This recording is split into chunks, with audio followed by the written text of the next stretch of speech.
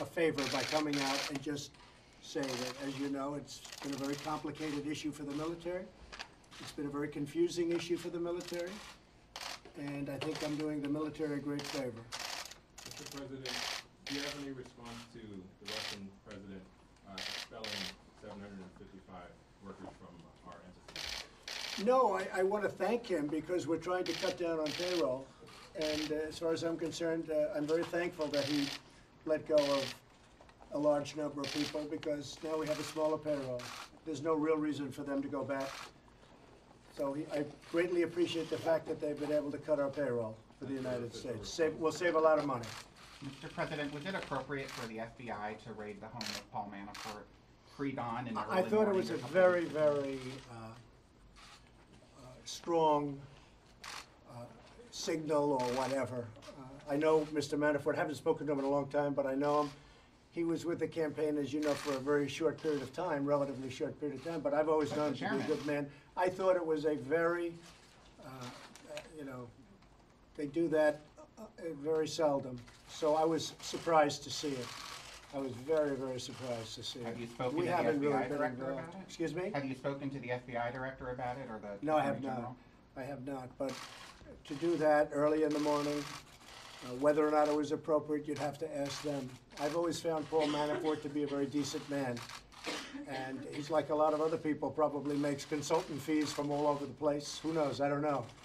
But I thought that was a very, that was pretty tough stuff. Mr. President, To wake him up, perhaps his family was there. I think that's pretty tough stuff. Mr. President, speaking of the Attorney General, how would you categorize your relationship currently with Attorney General Sessions? Have you guys spoken about some of the differences you've had in the past? It's fine. It is what it is. It's fine. He's working hard on the border. I'm very proud of what we've done on the border. I'm very proud of General Kelly, what he's done on the border. One of the reasons he's my chief of staff right now is because he did such an outstanding job at the border.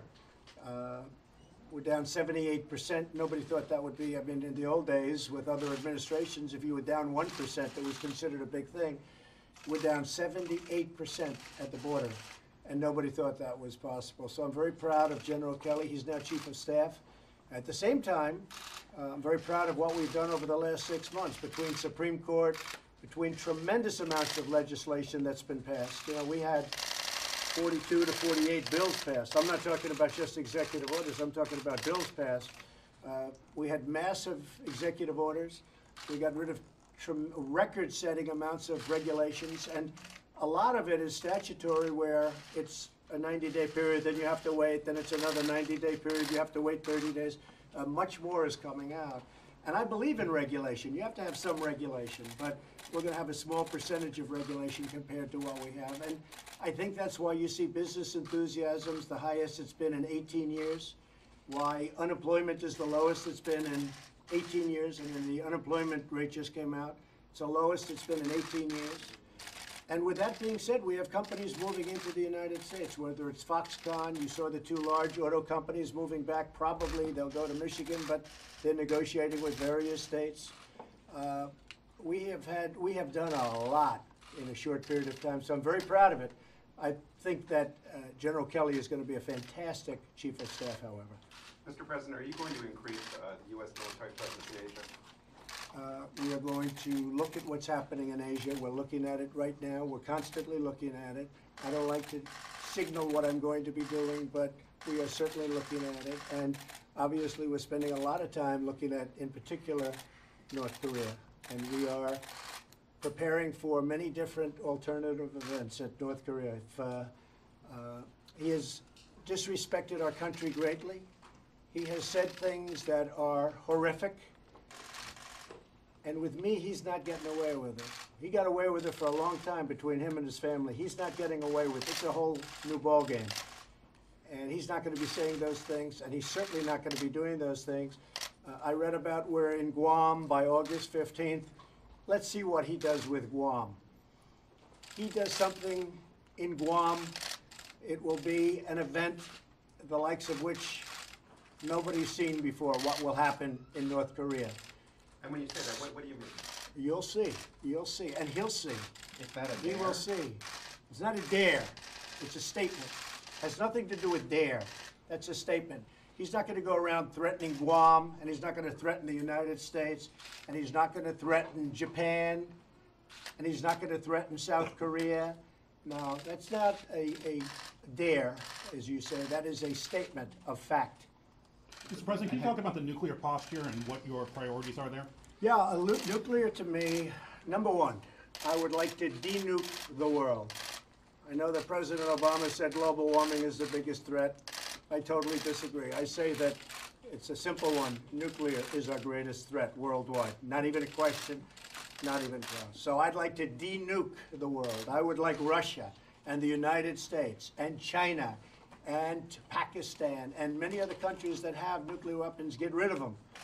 But until such time as they do, we will be the most powerful nuclear nation on earth by far.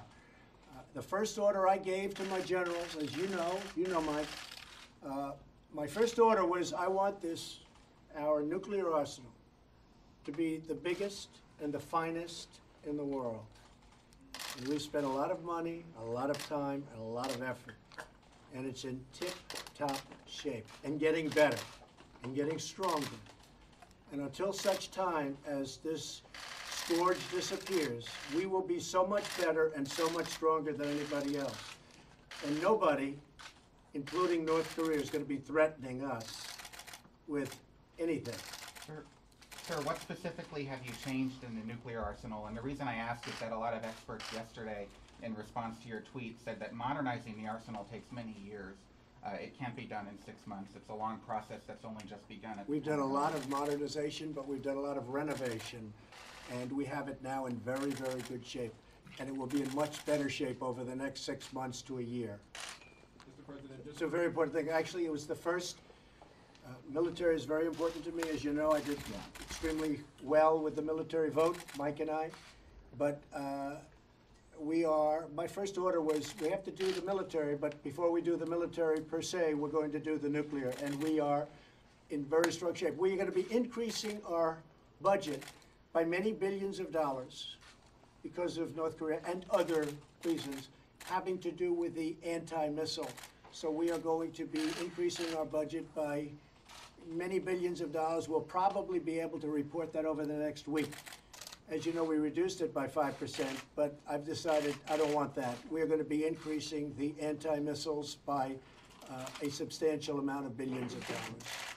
Mr. President, can you share with us your latest thoughts on Iran, speaking of nuclear deals, and whether you feel like they are in compliance or will be in compliance? I don't think Iran is in compliance. We wrote them a very tough letter to as you know, to the Congress. I personally don't think they're in compliance, but we have time, and we're going to see. We also put down a lot of defaults or potential default situations. I don't think they're living up to the spirit of the agreement. President Obama, in his wisdom, gave them $150 billion. He gave them $1.8 billion in cash, that's a hard one to figure. But that was his decision. I think it's a horrible agreement. But they are not in compliance with the agreement, and they are certainly not in the spirit of the agreement in compliance. And I think you'll see some very strong things taking place if they don't get themselves in compliance. But I do not believe they are in compliance right now. Mr. President, what's the latest on the leak investigation that the Attorney General announced late last week? And is there any separate investigation that you're Yeah, sure, overseeing we're at the looking, White we're House? always looking. You have two leaks. You have the leaks coming out of intelligence and various departments having to do with Syria, having to do with all sorts of different places, having to do, frankly, with North Korea. And those are very serious. And then you have the leaks where people want to love me, and they're all fighting for love. Those are not very important, but certainly we don't like them. Those are little inner White House leaks. They're not very important, but actually I'm somewhat honored by them. But the important leaks to me, and the leaks that the Attorney General is looking at very strongly, are the leaks coming out of intelligence. And we have to stop them for the security and the national security of our country. Mr. President, you're passing notes to the special counsel, Bob Mueller. Can you talk a little bit about what those? No, not notes. We're working with them. I mean, we have a situation which is very unusual. Everybody said there's no collusion. You look at the councils, they come in, we have a Senate hearing, we have judiciary, we have intelligence, so we have a House hearing, and everybody walks out, even the enemies, they said, no, well, there's no collusion, there's no collusion. So they're investigating something that never happened. There was no collusion between us and Russia. In fact, the opposite. Russia spent a lot of money on fighting me. And if you think about it, I want a strong military. You see our budget is up by, it will be hundreds of billions of dollars soon, our military budget. Russia doesn't like that. Hillary was going to cut the budget substantially, the military budget. Russia is very important for Russia. Oil and gas. We are now an exporter because of an incredible 6 months that I had, an exporter of oil and gas. That's bad for Russia. I always said, I don't think Russia wants me because I want a strong military and I want low energy prices. Energy is a disaster. Low energy prices is a disaster for Russia. Additionally, it seems that Russia spent a lot of money on that false report, and that was Russian money. And I think it was Democrat money, too. You could say that was collusion. Plus, the Democrats colluded on the Ukraine, so they colluded. And then when you get down to it, why isn't the FBI looking at the DNC server? You have a server that they refuse, the Democrats refuse to give to the FBI. Now, I don't know how the FBI can investigate something if the DNC, the Democrats, refuse to give the server. So we have an investigation of something that never took place. And all I say is work with them, because this is an event that never took place. Now, as far as somebody else where, did they file the right papers or did they forget to file a paper? You know, I guarantee if you went around and looked at everybody that made a speech or whatever these people did, that's up to them. Did they do something wrong because they didn't file the right document or whatever?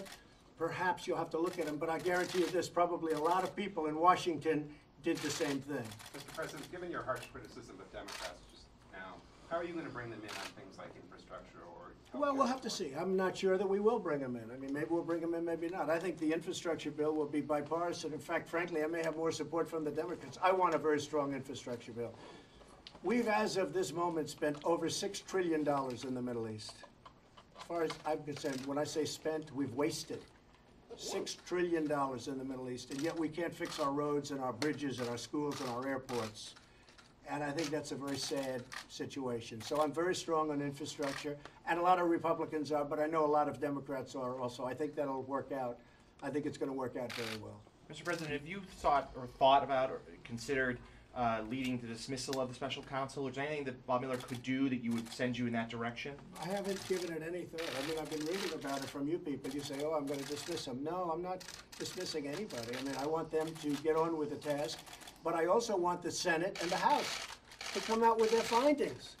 Now, judging from the people leaving the meetings, leaks, but they leave the meetings all the time and they say, no, we haven't found any collusion. There is no collusion. You know why? Because I don't speak to Russians. Look, I won because I suppose I was a much better candidate than her. I won because I went to Wisconsin. I went to Michigan. I won Pennsylvania. I fought a smart battle. That's why I win. I didn't win because of Russia. Russia had nothing to do with me winning. The thing that we had a great team, and I guess I did a good job. And you know what? Honestly, they spent much more money than I did, by a lot. You know that. They spent a lot more money, and honestly, they did not do a very good job of campaigning. And one more question about Senate Leader McConnell. You talked about him outside a little bit earlier, but have you reached out to him since your phone call yesterday? No. And have you given any consideration to asking his wife, your transportation secretary, to help bridge whatever? Elaine is doing a very good job. We're very proud of Elaine as Secretary of Transportation. As you know, as you said, Mitch's wife. She's doing a very, very good job. I'm very disappointed in Mitch.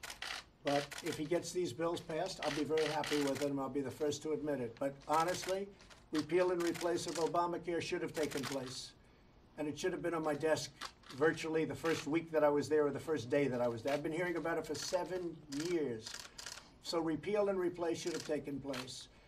The tax bill, tax cuts, tax reform, hopefully they get that done. I hope they get it done. And the other thing would be the infrastructure bill. In addition to that, you know, we've passed a lot of things. We passed accountability with the VA. We've passed a lot. We're doing a lot of great work at the VA. And we're doing a lot of great work all over. You look at what's happening with the coal industry, where they're putting on. I mean, I looked at West Virginia the other day. I was in West Virginia making a speech, and they are doing great as a state. the great governor of West Virginia, Jim, who you saw, he just became a Republican. He left. It's the first time in many, many years that a thing like that's happened. He just left the Democratic Party and he became a Republican, which was a great moment. Hasn't happened in many years. So we're very, very happy with what's happened. We think it's been an incredible 6 months. We've done, a lot of record-setting business. It's incredible. You look at what's going on with the economy, and to me, very important, you look at the enthusiasm of businesses. You look at companies moving back in. You just saw on Friday the 2 big car companies that are coming in. You saw last week Foxconn. They make the Apple iPhones. They make all of the desktop. They're the biggest in the world. They're coming into Wisconsin with an unbelievable plant like we've never seen before. And I actually said to Tim Cook of Apple, I said, Tim, I won't consider myself successful as president unless I see you start building those big, beautiful plants that you have all over China. You start building them in the United States. And he's going to do that. Mr. President, you were critical of the intelligence in the run-up to the Iraq war. Should we trust the intelligence now we're hearing about North Korea? Well, it's different intelligence. I have Mike Pompeo. I have great confidence in him. That doesn't mean I had confidence in his predecessor, okay? Which I didn't, actually. Although he did say good things about me. He did say he had no information or know anything on collusion. So I shouldn't maybe say that, but I will say it.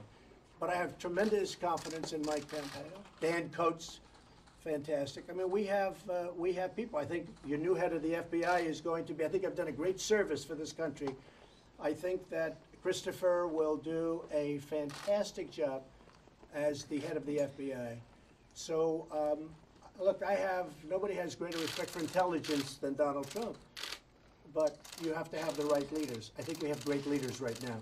And, you can look at the intelligence over the years. It was intelligence that got people to make one of the worst decisions ever made in the history of our country going into Iraq.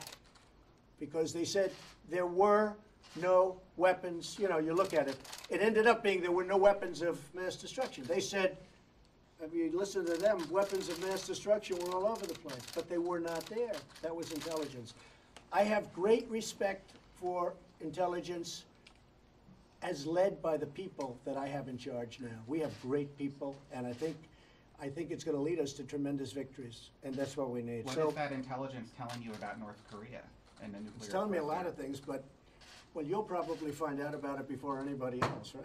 Well, with your leaks, we got to stop the leaks. The leaks are very dangerous for our country. But no, I have great respect for the intelligence community, and I think with the leadership we have right now, hopefully it'll be a very, very successful 8 years for this country, and then after that we'll continue onward. But we have a lot of things we have to straighten out. You have the Middle East, you have North Korea. We have a lot of places of tremendous conflict and tremendous danger for this country. I will say getting the 15-0 vote at the United Nations from the Security Council the other day, that's something that very few presidents would have been able to get. And I have great respect for the fact that China and Russia went along with it. That was a tremendous day for the United States. I think it'll have a strong impact on North Korea. I don't know that it'll be the end all, but I think it'll be I think it'll have a big impact on North Korea and what they're doing. Thank you all very much. Thank you. Thank you, guys. Thank you very much. Thank you. Appreciate it.